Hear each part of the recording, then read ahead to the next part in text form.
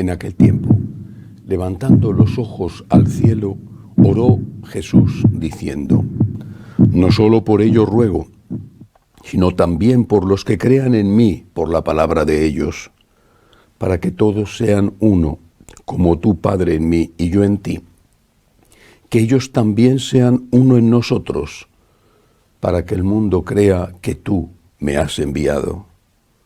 Yo les he dado la gloria que tú me diste, para que sean uno, como nosotros somos uno, yo en ellos y tú en mí, para que sean completamente uno, de modo que el mundo sepa que tú me has enviado y que los has amado a ellos como me has amado a mí. Padre, este es mi deseo, que los que me has dado estén conmigo donde yo estoy y contemplen mi gloria, la que me diste, porque me amabas antes de la fundación del mundo. Padre justo, si el mundo no te ha conocido, yo te he conocido, y estos han conocido que tú me enviaste. Les he dado a conocer y les daré a conocer tu nombre, para que el amor que me tenías esté en ellos y yo en ellos. Palabra del Señor. Gloria a ti, Señor Jesús. Esta es la segunda parte, la continuación del texto de San Juan que meditábamos ayer y que se considera así, es el testamento de Jesús. Las últimas palabras de forma tranquila que pronuncia nuestro Señor, porque a continuación, después de esto, va al huerto de los olivos, y después del huerto allá viene la prisión, la tortura, la muerte. No fueron sus últimas palabras, las últimas fueron las que pronunció en la cruz y después de resucitado. Pero estas son las que dice antes de que empiece ese proceso final. Tienen el sabor de una despedida, como cuando el papá, la mamá, le llega la hora de la muerte, lo sabe, reúne a todos sus hijos, están todos alrededor, quizá llorando porque se dan cuenta de la gravedad del momento, y les da sus últimos consejos. Resume en pocas palabras lo que quizá les ha estado repitiendo de una forma más amplia durante toda su vida. Es el testamento. ¿Y en qué consiste el testamento? Dos veces en el fragmento de hoy, una en el fragmento de ayer, lo pronuncia Jesús. Padre, está hablándole a Dios para que los apóstoles escuchen. Padre, que sean uno, que todos sean uno, como tú y yo, dice Jesús, que sean uno. Pero hoy añade, para que el mundo crea. ¿Cómo va a haber evangelización si no hay unidad? La Iglesia lo entendió desde el primer momento, desde que empezaron las herejías, ya en época de los apóstoles. Ahí están las cartas de Pablo y sobre todo la experiencia de San Juan. La Iglesia entendió que para que hubiera evangelización tenían que estar todos de acuerdo en predicar el mismo mensaje. Es evidente. Si uno decía que Jesucristo era Dios y otro decía que no, si uno decía que Jesucristo era hombre y el otro decía que no, si uno decía que había vida eterna y el otro decía que no, ¿en quién ibas a creer? ¿Hablabas a quién? A los judíos, a los paganos, y cada misionero contaba la suya.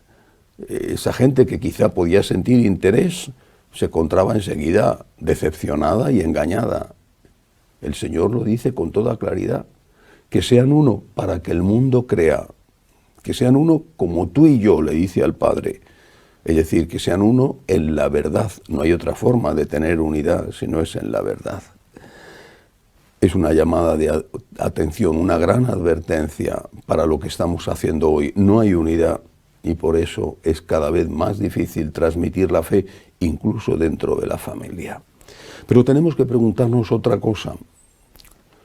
¿Cuál es el precio de la unidad? ¿Hasta dónde se debe llegar? Quiero poner dos ejemplos. Imaginemos una familia normal, donde hay tensiones, donde seguramente también hay no solamente tensiones matrimoniales, sino discrepancias a la hora de educar, a la hora de administrar los bienes, a la hora de practicar la religión. Y puede ocurrir al revés, pero pongamos que es la esposa la que se siente maltratada, puede ocurrir al revés, pero imaginemos que es la esposa la que se siente maltratada, ahí hay un mal ejemplo, porque el marido verbalmente la increpa, a veces incluso físicamente, o la engaña, o tiene comportamientos impropios de un hombre, de un verdadero hombre, se emborracha. Bueno, ¿qué tiene que hacer esa mujer? Mantener la unidad en su casa, mantener la unidad también para que sus hijos crezcan en una familia con un padre y una madre. Mantener la unidad exige pagar un precio, pero ¿hasta dónde hay que llegar? ¿Cuál es el precio de la unidad? Esa es una pregunta muy importante, que requiere una contestación clara. ¿Hasta dónde hay que llegar para mantener la familia unida? ¿Cuál es el precio a pagar? Si él la pega, ¿tiene que aguantar ella? No, de ningún modo. Y si él la humilla una y otra vez con una agresión psicológica, no física, pero psicológica, por ejemplo, con el engaño con otras mujeres, ¿tiene que aguantar ella? No. La Iglesia nunca ha dicho que hay que aguantarlo todo. Siempre ha dicho que hay que aguantar mucho, y recíprocamente además, porque cada uno tiene lo suyo, pero no todo. Una mujer no tiene por qué aguantar que el marido la pegue, de ningún modo además. No significa que tenga que divorciarse, eso habrá que verlo caso por caso, pero desde luego sí tiene derecho a separarse, porque si no, ese matrimonio unido de esa manera es un mal testimonio para los hijos. Ahora apliquemos esto a la Iglesia. Imaginemos que estamos en el siglo III y que un señor, que le vamos a dar el nombre de un personaje histórico porque así fue, Arrio, dice que Jesucristo no es Dios. Jesucristo es un gran hombre, un maravilloso hombre, un semidios. Así decía Arrio, un semidios, pero no es Dios, no es Dios. ¿Y qué tiene que hacer la Iglesia para mantener la unidad? ¿Qué tiene que hacer? ¿Aceptarlo? Sí, perdona, vamos a ver que no podemos rompernos, no podemos dividirnos, estamos apenas saliendo de la persecución, estaba en ese momento gobernando el emperador Constantino, acababa de publicar el edicto de Milán en el año 313, daba la libertad de culto. ¿Y cómo vamos ahora a empezar a dividirnos? No, aceptémoslo y si unos quieren creer que Jesucristo es Dios, que lo crean, y si otros quieren creer que es un semidios, que lo crean. Bien. ¿Qué hizo la Iglesia? La ruptura es horrible, horrible, horrible. Pero no podemos estar presentando dos mensajes distintos. No podemos aceptar que unos digan que Jesucristo es Dios y que otro no lo es. No queremos la ruptura es horrible, pero no podemos aceptar la unidad a costa de la verdad. Lo mismo que no se puede aceptar la unidad en una casa a costa de que la mujer o el hombre sea humillada y golpeada y maltratada y engañada. De ningún modo no se puede aceptar la unidad en la Iglesia a costa de la mentira.